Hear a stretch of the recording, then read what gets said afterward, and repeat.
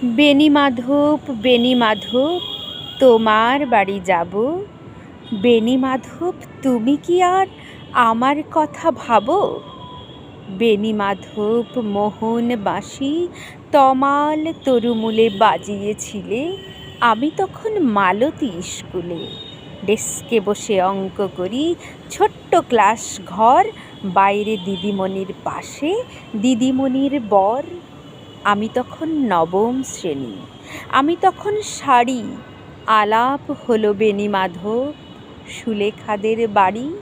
বেণীমাধব বেণীমাধব লেখাপড়ায় ভালো, শহর থেকে বেড়াতে এলে আমার রং কালো।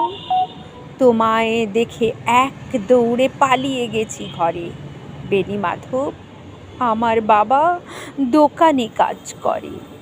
কুঞ্জে অলি গুঞ্জে তবু ফুটেছে মঞ্জরি, সন্ধেবেলা পড়তে বসে অঙ্কে ভুল করি।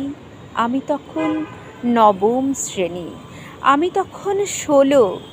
ব্রিজের ধারে বেণীমাধব লুকিয়ে দেখা হলো। বেণীমাধব বেণীমাধব এতদিনের পরে সত্যি বলো, সেসব কথা এখনো মনে পড়ে? সেসব কথা বলেছ তুমি তোমার প্রেমিকাকে? আমি কেবল একটি দিন তোমার পাশে তাকে দেখেছিলেম আলোর নিচে, অপূর্ব সে আলো। স্বীকার করি দুজনকেই মানিয়েছিল ভালো। জুড়িয়ে দিল চোখ আমার, পুড়িয়ে দিল চোখ। বাড়িতে এসে বলেছিলাম ওদের ভালো হোক। রাতে এখন ঘুমাতে যাই একতলার ঘরে, মেঝের উপরে বিছানা পাতা, জ্যোৎস্না এসে পড়ে।